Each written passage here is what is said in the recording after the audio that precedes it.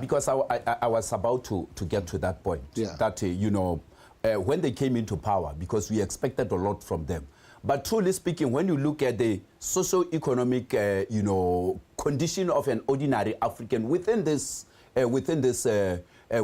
countries where this liberation movement and all these old league parties are there. So people's life have not changed. Why? Because these people, they came with this kind of militaristic, tendencies and this entitlement. When it comes to good governance, they were not doing well in terms of, good governance. Some turned into authoritarian regimes, that did not even allow any form of dissent, So people now, as time goes on, and mostly, like you said, they are very fond of using this populist rhetoric. Yeah. Every time when they say this national events, they will get to the podium, the leader will get to the podium, they will talk much about, the liberation and even show videos of how it was during the liberation wars that they were suffering, and because of the purpose of evoking emotions of sympathy and alliance to them. But at the same time, immediately after this, they go back to their authoritarian tendencies of, socio-economic exclusion, human rights abuses, entitlement, and this militaristic, bad governance, which does not augur well with an ordinary citizen. Nowadays, we have got the generation, under the born freeze. They were born after the liberation. They know nothing about even the they struggle. don't care. You tell them that, no, we are living during the era of apartheid. They will tell you that 30 years after apartheid, there is still no social socio-economic transformation. You tell them that, no, we used to be, under British colonialism, they took away our land. We don't know the British. So at the end of the day, you find that it becomes very, very, these people become very, very, they are very radical, especially what you call the born free, so, the Gen Zs. And some of them you find, but the problem is that most of this, former liberation parties, what they do? They know that they are not popular with the masses, but some of them, they tend to use some, very, very horrible, ways to stay in power.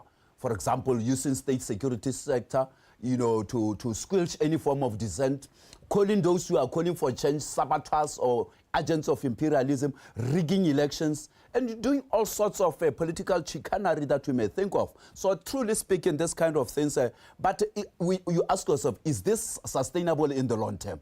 I don't think it is sustainable. It has also, the potential, Brother Sabon, to plunge some of these countries into a more instability. Look at what is happening in Mozambique right now, Brother Sabon.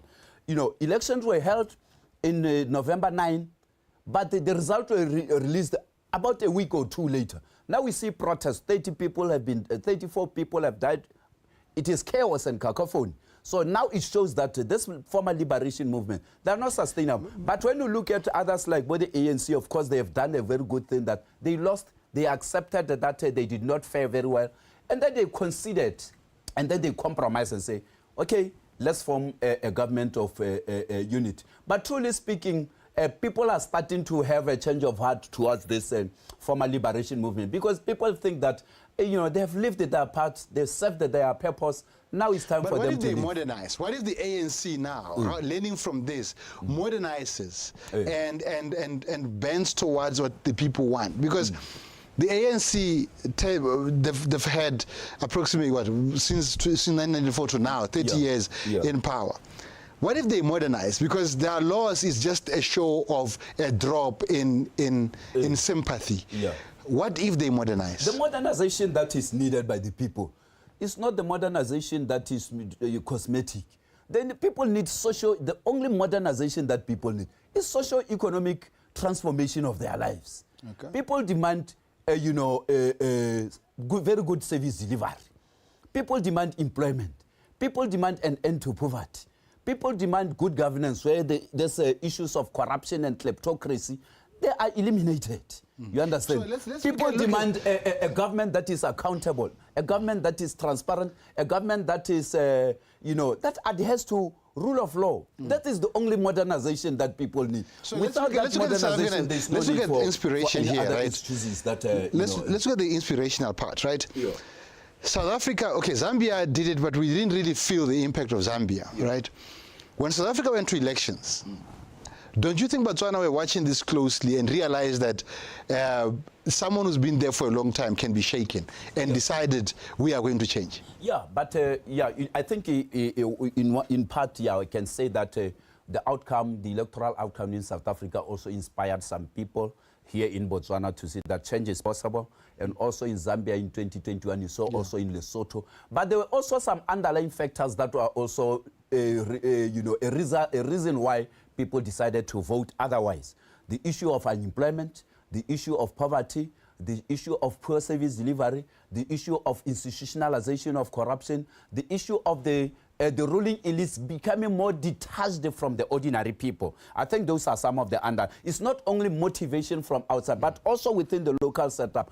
People were fed up with the socio-economic exclusion that they felt that no. Should we say our that country is going through the wrong direction. So now these old parties, could we say that they become too comfortable? There's a guy called Lord Acton, right? And he said this, and I'm going to quote this. Power has a tendency to corrupt, but absolute power corrupts absolutely. Could this be the case? Yeah, of course. This former liberation movements and also these old parties. For example, especially the Liberation Party, this sense of entitlement. We did this for you. Yeah, we liberated you. So now, we are the one.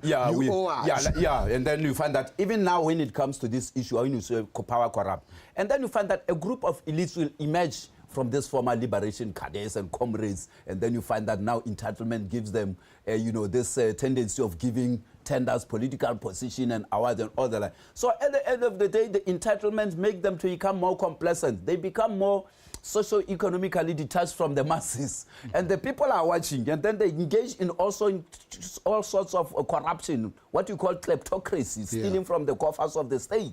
And people are watching, people are becoming more poor. People are not getting any jobs, and people are watching, and they're getting frustrated at the end of the day. And this frustration, as it crystallizes, they now see other alternatives to this group of people because now, no. But the problem is that to remove some of them from power, it's a mountain of a job to do. For example, but Botswana did it in a few 24 hours. But for us, our political system is totally different because it is, you saw the former president exiting gracefully. But when you look at other countries, it is a different ball game. Look at what is happening in Mozambique. Look at what happened in Zimbabwe. What always happens in Zimbabwe? In and Kenya also. And Angola, it was a problem where now the rigging is becoming more entrenched because they are not comfortable with it, because they know that some skeletons will always come out of the closet. And talking of skeletons, right? Talking of skeletons, and I'm asking this in all fairness, right? Do you think a new party can be able to fix 58 years of problems, if there have been any problems? I'm cautiously optimistic about it, but I will cite some few examples. Yeah, because I don't want to paint doom and gloom. But when you look, for example, I'll take you back in history. For example, Zambia.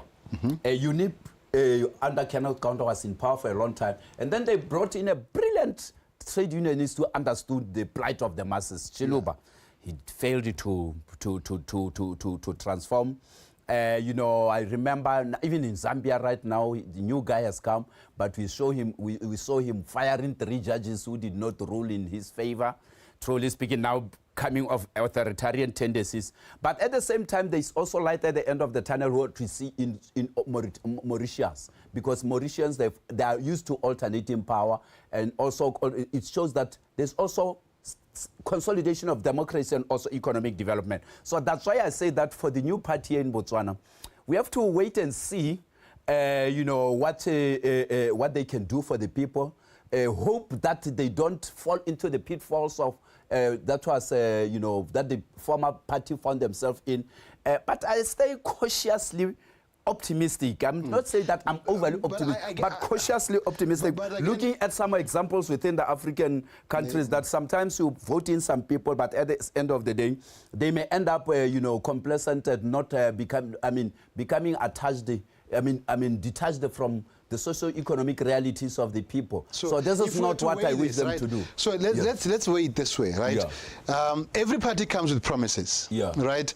And these promises, I don't think it was the case in Botswana. These promises end up being the scene at the ballot. In Botswana, looking at the votes and the way people voted, I don't think the manifesto is what really sold the most of what is coming. But we also need to exercise patience. It's a new party. After 58 years, we've never seen this color. We are now seeing a new color. How do we caution Botswana now to exercise patience despite the fact that they know there's been 58 years of the same color? And I'm saying this, like I said, I'm saying open-mindedness, that put manifesto aside and focus on you. How do we make people tread with patience? The onus lies with the party in power and its leadership. But my 2 cent advice to them is that maybe looking at the economic realities, it is very important for them to be brutally honest to the ordinary people. And brutally sweep. Brutally honest and tell them the truth about the economic realities. And because they have to carry people along. They carry people along that there should be accountability, there should be transparency, there should be openness and brutal honesty. Because when people see that you are honest about the situation on the ground, of course, Botswana are very patient people. They will say, no, we see. You told us that you inherited this problem, you are fixing it. If now there's lack of transparency, there's lack of accountability, and then your honesty disappears, so now when it comes to accountability and transparency, becomes an endangered species. People start to say, oh, so these are the guys who said they hoodwinked us with the promises within the manifesto, but now look at what they are doing. I think honesty is very important. Transparency, accountability is very, very important. And a very open audit. Carry people along so that they really understand the socio-economic challenges that you face, and also the opportunities, that are available. I think by so doing, but the honest lesson there, I'm not within the corridors of power. I'm just a commentator within the peripheral margins of mainstream power. So I'm just saying my 2 cents. Thank you very much. I think we look forward to seeing a lot more happening, of course, in the Southern African region, but Botswana, obviously, a very beautiful, inspirational story to the rest of Africa, not just Southern Africa, but the rest of Africa. Thank you for making your time. No, thank you very much. All right, and that marks the end of our conversation. In closing with Rakgomo, I think we had a fantastic conversation. Where we are, let's exercise patience, let's exercise transparency, and again, the message has come out very clear. Let's be free to voice out and share what can take this country forward. Thank you for watching. Until we meet again, have a good evening.